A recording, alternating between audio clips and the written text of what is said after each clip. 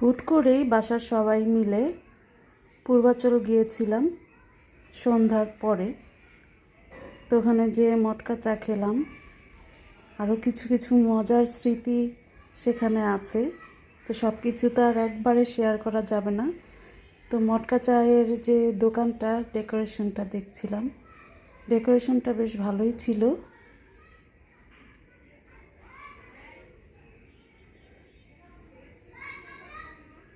চাটাও মোটামুটি ভালো টেস্ট ছিল,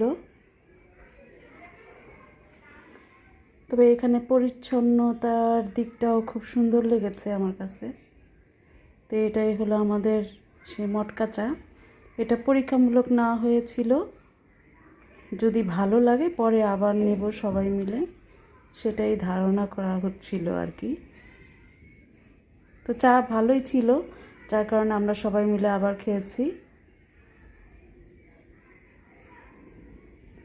আর এখানে হলো আমরা হাঁসের মাংস, চিতই পিঠা আর রুমাল রুটি আর হলো চাপটি, সব কিছু মিলেই খেয়েছি সবাই মিলে।